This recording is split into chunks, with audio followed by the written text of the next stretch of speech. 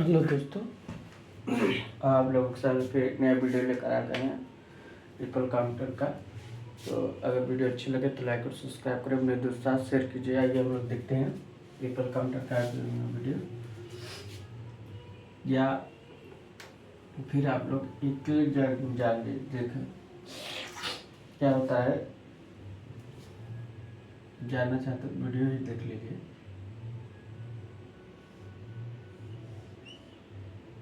फिर 3 काउंटर बना देते हैं, Q0 कम्प्लीमेंट, यहाँ T0 T1 क्लॉक फ्रिक्वेंसी दे देते हैं, और यहाँ एक Q1 Q2 और यहाँ Q2 कम्प्लीमेंट, यहाँ Q1 का कम्प्लीमेंट, यहाँ Q2 का कम्प्लीमेंट, यहाँ क्लॉक फ्रिक्वेंसी दे देते हैं। अब आउटपुट हम यहाँ से क्लॉक दे दिए, यहाँ से दे दिए। आउटपुट यहाँ से हमको चाहिए, आउटपुट हमको यहाँ से चाहिए। एक पता है आउटपुट कहाँ चाहिए, यहाँ से हमको आउटपुट चाहिए। ठीक, तब हम लोग क्या करते हैं,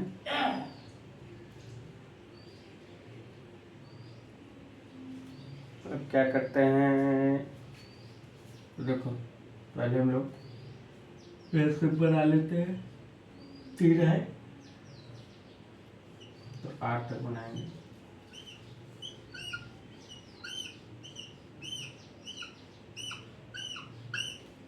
1 2 3 4 5 6 7 8 9 तक बना ली।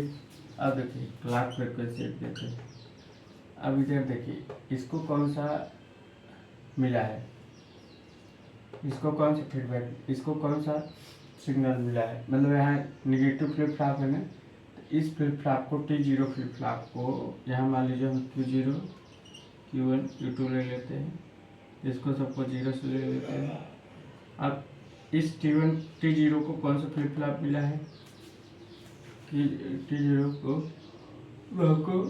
जिस फ्लिप फ्लॉप का फीडबैक मिला है उसका हम वेव शेप बनाएंगे। जैसे Q0 को फीडबैक मतलब Q0 से सिग्नल दिया ट्रिगरिंग के लिए, तो उसका हम लोग टेबल बनाते हैं। एक चीज़ याद रखिएगा, जिस फ्लिप फ्लॉप का हम लोग क्या देते हैं, जिस फ्लिप फ्लॉप को हम लोग फीडबैक देते हैं। देखो फीडबैक मतलब जिस फ्लिप फ्लॉप को सिग्नल देते हैं, जैसे निगेटिव ट्रिगरिंग सिग्नल दिया, निगेटिव सिग्नल दिया, निगेटिव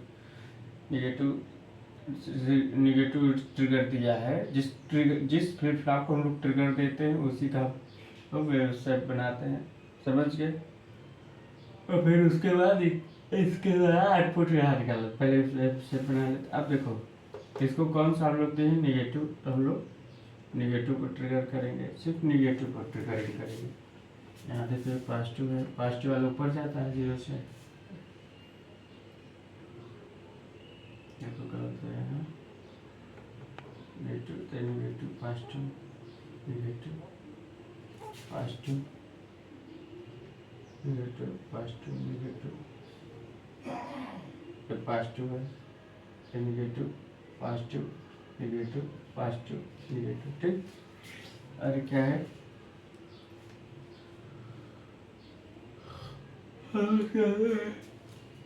इसके साथ क्या करते हैं, थोड़ा चेक करते हैं। और देखो निगेटिव पर ट्रिगर है तो पॉजिटिव चला जाएगा, क्योंकि यहाँ नहीं निगेटिव पर होगा, निगेटिव पर फिर निगेटिव पर चेंज हो जाएगा 0 से 1 1 से निगेटिव, और फिर यहाँ से निगेटिव पर, फिर यहाँ से निगेटिव, फिर यहाँ से निगेटिव। तो निगेटिव पे चेंज होता रहेगा, सिर्फ निगेटिव पर ही चेंज होगा। ठीक, निगेटिव चेंज हुआ। अब Q1 बार को कौन सा क्लॉक पल्स दिया गया, Q0 बार का निगेटिव फिर निगेटिव, तो सब तो पॉजिटिव है, जो पॉजिटिव है निगेटिव पॉजिटिव निगेटिव पॉजिटिव, ठीक। तब निगेटिव पर ट्रिगर होगा, फिर निगेटिव पर, फिर निगेटिव पर, निगेटिव का कारण है पॉजिटिव होता है तो निगेटिव, समझ गए। अब Q2 को Q2 बार को यहाँ T1 बना, यहाँ T2 बना लीजिए, यहाँ 1 दे दीजिए। अब बताइए T2 बार को Q2 बार को कौन सा सिग्नल मिला है?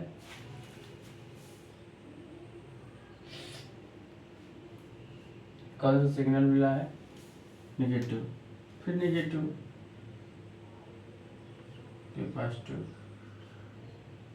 पहला सिग्नल पॉजिटिव, फिर नेगेटिव, पॉजिटिव, फिर नेगेटिव। क्या है देखो, नेगेटिव जहाँ से मिलेगा वहाँ से चलेंगे, ये नेगेटिव,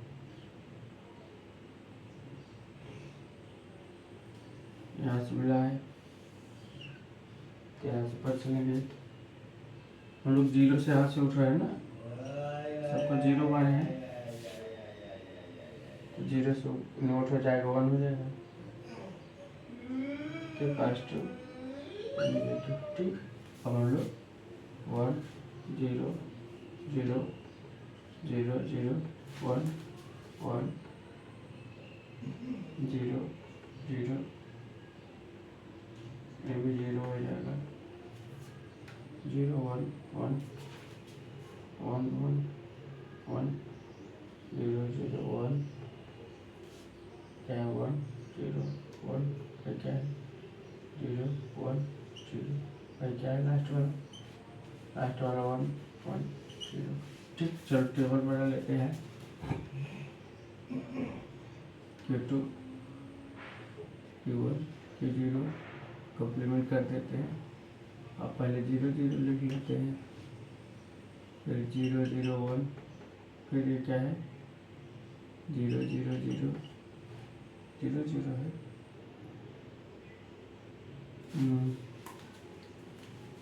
और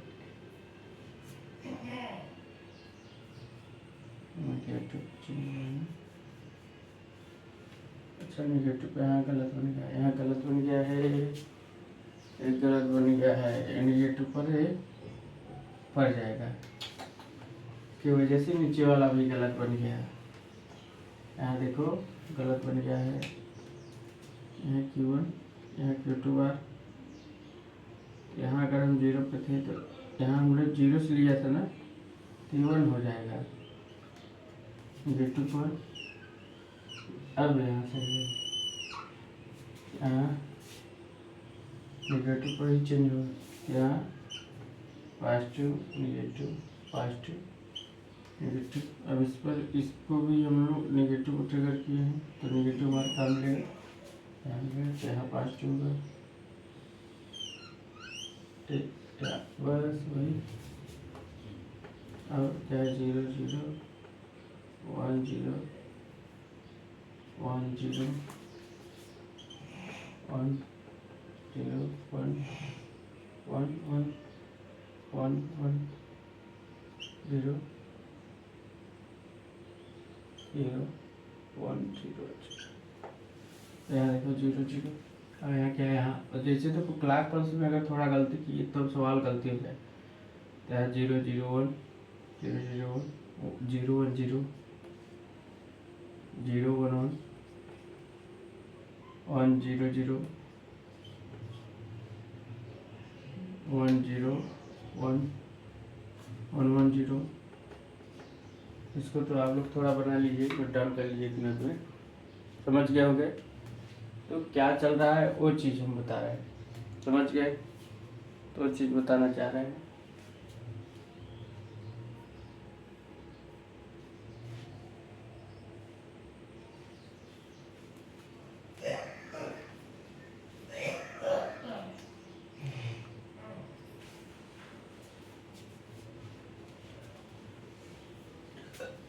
इसको नोट डाउन कर लीजिए।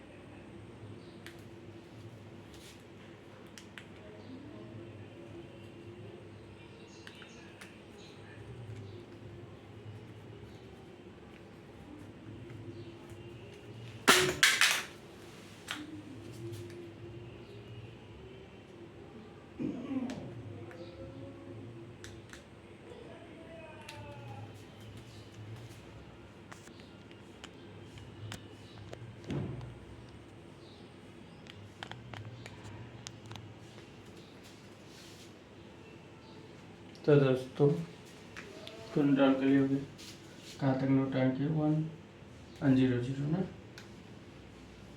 यहाँ तक तो हम 100 तक हमने बना लिया। और आगे बनाते हैं किसका 1 का 1 और फिर इसके बाद 0 फिर उसके बाद 0। अब देखिए ये क्या है 0 है, ये क्या है 1 है, इसको हम थोड़ा डिलीट कर देते। ये क्या है 2 है, ये 3 है, ये 4 है, ये 5 है, ये 6 है, ये 7 है, ये क्या है 0 है, ये 1 है। ये क्या हुआ, कौन सा काउंटर हो गया। मगर अभी हमको आउटपुट का इसका निकालना Q0 Q1 Q2 तो समझिए, तो इसको मिटा देते हैं। अब देखो हमको आउटपुट इसका निकालना है, इसका निकालना है। अब देखो ये तो क्या हो गया 0 1 2 3 4 5, ये तो अब काउंटर हो गया, इसे बोलते हैं अब काउंटर, ये अब काउंटर हो गया।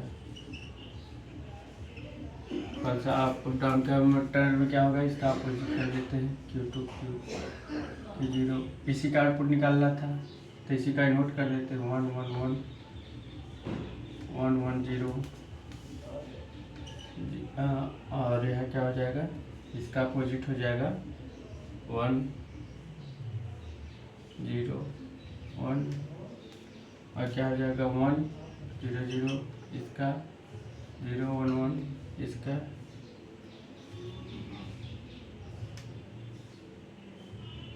इसका हो जाएगा 0 1 0, इसका हो जाएगा 0 0 1, इसका हो जाएगा 0 0, इसका हो जाएगा 3 1 1, इसका हो जाएगा 1 1 0। अब देखिए क्या हो गया 7 हो गया, 6 हो गया, 5 हो गया, 4 हो गया, 3 हो गया, 2 हो गया, 1 हो गया, फिर 0 हो गया, फिर 7 हो गया, फिर 6 हो गया। इतनी डाउन काउंटर हो गया। कौन सा डाउन काउंटर। तो आप लोग ये देख के बता सकते हो काउंटर कौन सा है, डाउन है कि अप।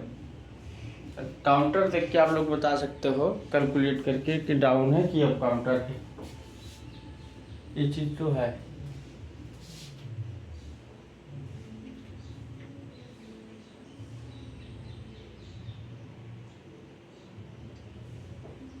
समझ गए होंगे, काउंटर देख के आप लोग बता सकते हो कौन सा काउंटर है, डाउन है या अप काउंटर है। समझ गए, डाउन काउंटर है कि अप काउंटर है, बस इसी का अपोजिट कर देना है।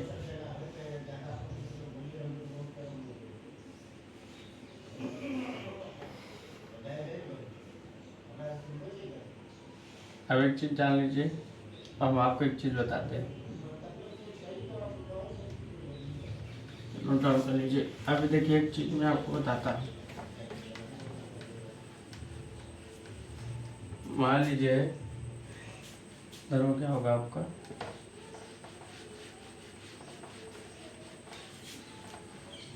जैसे फ्लिप फ्लॉप है,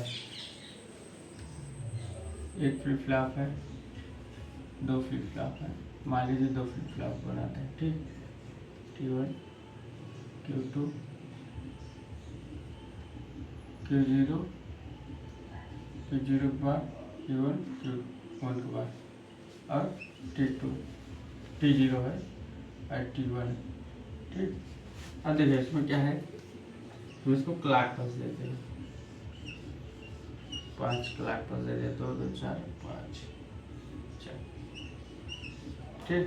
अब देखो क्या होता है, इन सब का डिले टाइम TD होता है, इन सब का डिले टाइम TD, ठीक। डिले टाइम TD यानी स्मॉल TD बोलते हैं, ठीक।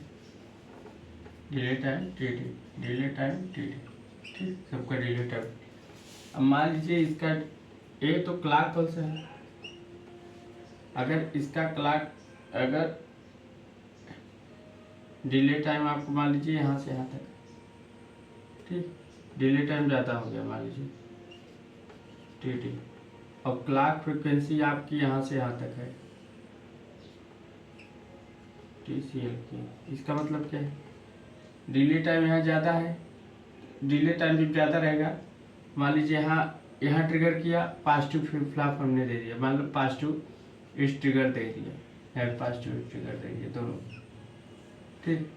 तो अब पॉजिटिव ट्रिगर दे दिया इसके द्वारा, चलो तब क्या है, ये पॉजिटिव ट्रिगर पर क्या हो जाएगा, चेंज हो जाएगा, मतलब इसका जो आउटपुट है पहले ही चेंज हो जाएगा, इसके आने के पहले, डिले टाइम के आने के पहले, मतलब इसका प्रॉपर आउटपुट, इस फ्लिप फ्लॉप का प्रॉपर आउटपुट नहीं मिल पाएगा अगर इसका डिले टाइम ज़्यादा है, क्योंकि यहाँ पर इसको होना चाहिए मगर ये ट्रिगर पहले हो जाएगा, इसलिए सारे फ्लिप फ्लॉपों का डिले टाइम कम होना चाहिए। अगर डिले टाइम ज़्यादा रहेगा तो फ्लिप फ्लॉप का प्रॉपर आउटपुट नहीं प्राप्त होगा, क्योंकि पहले इन्वर्ट हो जा रहा है हमारा, तो पहले इन्वर्ट हो जा रहा है, क्योंकि डिले टाइम के बाद इन्वर्ट होना चाहिए, वो डिले टाइम के पहले इन्वर्ट हो जा रहा है, तो आउटपुट प्रॉपर पहले इसका चेंज हो जा रहा है, मतलब आउटपुट प्रॉपर नहीं प्राप्त हो रहा, इसलिए इसका जो डिले टाइम होता है क्लॉक से कम होना चाहिए। तो एक रिलेशन क्या मिला कि TCLK is greater than TD, total delay time. तो टोटल डिले टाइम हमारा क्या होगा, TD इक्वल टू NTD। ये क्या है, नंबर ऑफ फ्लिप फ्लॉप, और TD क्या है, डिले टाइम, ठीक, समझ गए। तो हमारा जो क्लॉक टाइम होगा डिले टाइम से ज़्यादा हो, क्योंकि अगर क्लॉक टाइम हमारा डिले टाइम से ज़्यादा नहीं होगा तो क्या होगा, हमारा फ्लिप फ्लॉप का जो आउटपुट पहले ही चेंज हो जाएगा, डिले टाइम आने से पहले, इसलिए डिले टाइम हमारा इससे कम होना चाहिए, मतलब यहाँ तक होना चाहिए, इससे कम होना चाहिए, समझ गया, ठीक, बराबर या कम होना चाहिए। उसके बाद अब इसका अगर इसी का फ्रीक्वेंसी पूछे तो F1 CLK, ठीक, इज ग्रेटर देन TD। अगर यह CLK करे लेस देन TD, समझ गए, रहता है। अगर कहीं पूछ ले, क्या पूछ ले, मैक्सिमम लाउड फ्रिक्वेंसी, क्या पूछ ले, maximum loud frequency, maximum allowed frequency,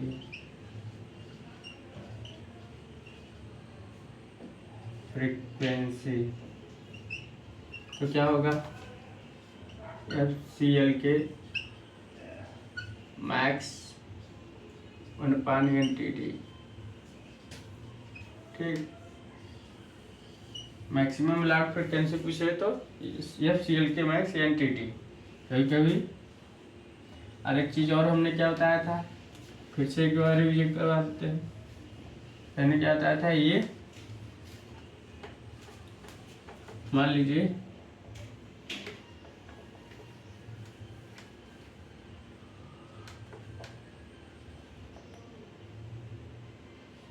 without feedback, तो फ्रीक्वेंसी क्या निकाला था, F output FCLK pi 2 power n, कब, without feedback and PR and preset and clear, without feedback and preset and clear not available लिखते हैं।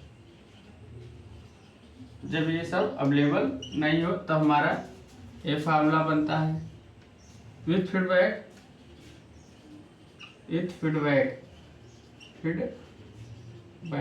इसमें क्या है, नंबर ऑफ मोड्स, जैसे 4-5 हम लोग ले लेते थे तो नंबर ऑफ मोड्स क्या होगा, तब इसका आउटपुट फ्रीक्वेंसी क्या होगा, फीडबैक के द्वारा FCLK upon number of mode, समझ गए होगे, नंबर ऑफ मोड, कितना नोट डाउन कर लीजिए आप,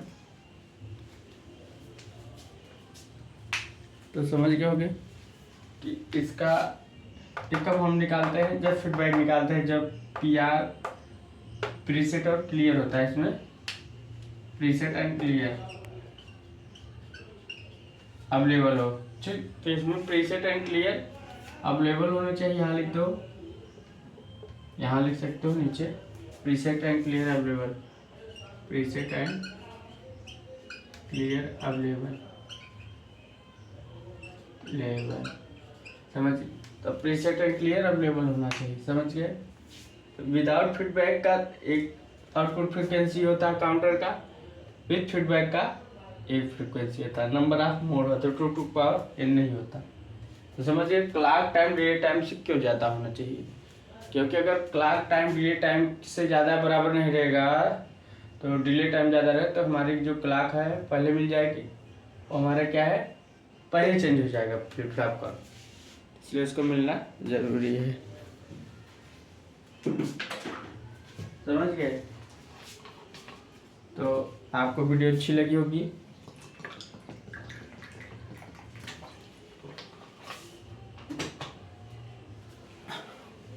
लाइक और सब्सक्राइब करें, अपने दोस्त साथ शेयर कीजिए। So thanks.